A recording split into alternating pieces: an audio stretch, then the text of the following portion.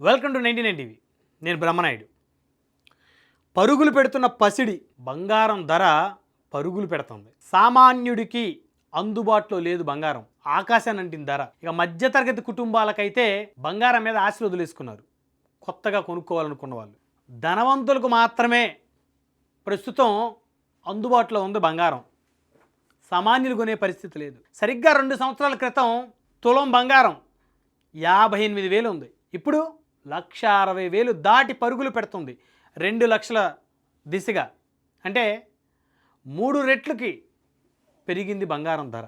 మరి ఈ బంగారం ధరకి పెరుగుదలకి అంతం లేదా? ఎన్ని లక్షల వరకు వెళ్తుంది బంగారం? అసలు బంగారం ధర ఎందుకు పెరుగుతుంది, ప్రధానమైనటువంటి కారణాలు ఏంటి అనేది వివరాల్లోకి వెళ్తే, బంగారం ధర ఎవ్వరూ ఊహించినటువంటి స్థాయికి చేరుకుంటుంది. బంగారంతో పాటు వెండి ధర కూడా ఆకాశాన్ని అంటుతోంది. అయితే ఇప్పట్లో ఈ ధరలు తగ్గే పరిస్థితి కనుచూపు మేర కనబడటం లేదు.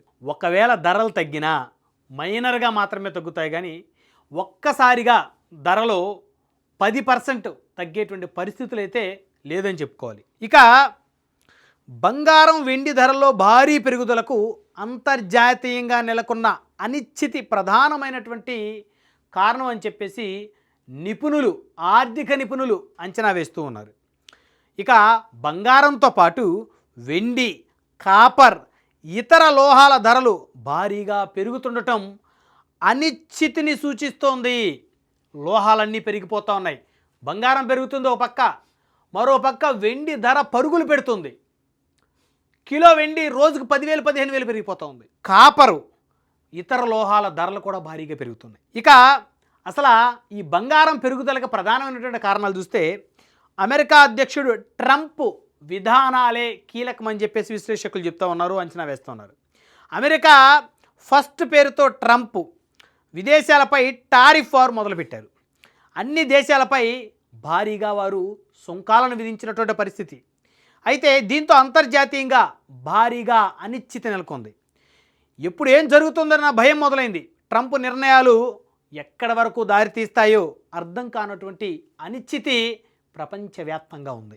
అదే సమయంలో ఉక్రెయిన్, రష్యా మధ్య కొనసాగుతున్న యుద్ధం, మరోవైపు వెనుజులా అధ్యక్షుడి నిర్బంధం, గ్రీన్లాండ్ ఆక్రమణకి ప్రయత్నాలు, ఇరాన్పై ఆంక్షలు, చైనా ఎదుగుదలను అడ్డుకునే క్రమంలో ట్రంప్ తీసుకుంటున్నటువంటి నిర్ణయాలు ఈ అనిశ్చితికి కారణమవుతున్నాయి. దీంతో అన్ని దేశాల రిజర్వ్ బ్యాంకులు బంగారాన్ని కొనడం మొదలుపెట్టాయి. దీంతో బంగారం ధరలు ఆకాశాన్ని అంటుతూ ఉన్నాయి. ముఖ్యంగా డాలర్కు ప్రపంచ వాణిజ్యంపై ఉన్న ఆధిపత్యమే ట్రంప్ విర్రవీగేటువంటి అతని యొక్క వైఖరికి ప్రధానమైనటువంటి కారణం. ఈ డాలర్ ఉపయోగించి వ్యాపారం చేసే వ్యవస్థ నుంచి బయటికి రావాలని ఇప్పటికే బ్రిక్స్ దేశాలు ప్రయత్నిస్తున్నాయి. కానీ ఇవన్నీ అంత సులువైనటువంటి పరిస్థితులు కనపడటం లేదు. ఎందుకంటే డాలర్ని బేస్ చేసుకొని చాలా దేశాలు వ్యాపారం చేస్తూ ఉన్నాయి కాబట్టి. ప్రపంచ స్థాయిలో ఉన్న అనిశ్చితి నేపథ్యంలో ఎప్పుడు ఎలాంటి పరిస్థితులు వచ్చినా, ఎలాంటి ఒడిదుడుకులు వచ్చినా ఎదుర్కొనే దిశగా ఆయా దేశాలు బంగారం నిల్వలు పెంచుకుంటున్నాయి. సామాన్యులు కొనడం వల్ల బంగారం ధరలు పెరగటం లేదు. ఇక్కడ చాలామంది అనుకుంటారు బంగారం ధరలు పెరుగుతున్నాయంటే ఎందుకు పెరుగుతున్నాయి? మధ్యతరగతి వాళ్ళు కొనుక్కోవటం వల్ల, లేకపోతే పెళ్ళిళ్ళు సీజన్ రాగానే విపరీతంగా ప్రజలు బంగారం కొనడం వల్ల బంగారం పెరగట్లా. అలా అయితే ప్రతి పెళ్ళిళ్ళ సీజన్కి బంగారం విపరీతంగా కొంటూనే ఉంటారు. మధ్యతరగతి వారు బంగారాన్ని ఎక్కువ కొంటూ ఉంటారు, ధనికులు ఇంకా ఎక్కువ కొంటూ ఉంటారు. వాళ్ళు కొనడం వల్ల బంగారం ధర 2-3 రెట్లు పెరిగిన పరిస్థితి లేదు ఈ 2 సంవత్సరాల్లో. కేవలం ప్రపంచ దేశాలు బంగారం నిల్వలు పెంచుకుంటున్నటువంటి కారణంగా మాత్రమే బంగారం ధరలు ఆకాశాన్ని అంటుతున్నాయి. ప్రపంచంలో నెలకొన్న అనిశ్చితి, ట్రంప్ వైఖరి, ఒక పక్క యుద్ధ వాతావరణం, వెనిజులా అధ్యక్షుడి యొక్క నిర్బంధం, ఇవన్నీ చూసుకుంటా ఉంటే వీటన్నిటి యొక్క కారణంగానే ప్రపంచ దేశాలు బంగారాన్ని నిల్వ చేసుకోవాలనేటువంటి వారి యొక్క ఆలోచన వల్ల, ఆ విధానం వల్ల ఆకాశాన్ని అంటుతూ ఉన్నాయి బంగారం ధరలు. అంతేగాని మధ్యతరగతి వాళ్ళు కొనటం వల్ల, లేకపోతే భారతీయులు కొనటం వల్ల, లేకపోతే ఇంకో దేశంలో కొనటం వల్ల బంగారం ధరలు పెరగటం లేదు. ప్రపంచంలో నెలకొన్నటువంటి అనిశ్చితి ఏదైతే ఉందో అదే బంగారం భారీగా పెరగటానికి కారణం. భవిష్యత్తులో బంగారం ధర మరొక 2-3 నెలల్లో 2 లక్షలు దాటి పరుగులు పెడుతుందని చెప్పేసి నిపుణులు అంచనా వేస్తున్నారు. ఆల్రెడీ ఇప్పుడు ఈ రోజుకి రూ. 1,60,000 తులం బంగారం దాటి పరుగులు పెడుతుంది. మరొక 2 నెలల కాలంలోనే ఈ బంగారం ధర 2 లక్షలు దాటి పరుగులు పెడుతుందని చెప్పేసి ఆర్థిక నిపుణులు కూడా అంచనా వేస్తున్నారు. అయితే మరి తగ్గుతుందా అంటే తగ్గే పరిస్థితి కనపడలేదు. ఒకవేళ ఎంత తగ్గినా బంగారం ధర మహా అయితే 5 నుంచి 10% తగ్గటం గగనం అని చెప్తా ఉన్నారు. అంతేగాని ఒక్కసారిగా 2 లక్షలకు వెళ్ళిన బంగారం డమాల్న రూ. 1,00,000 పడిపోవడంతో జరిగే పరిస్థితి కాదంట. మా అయితే 10,000, 15,000, 20,000 తగ్గేటువంటి పరిస్థితి ఉంటుంది.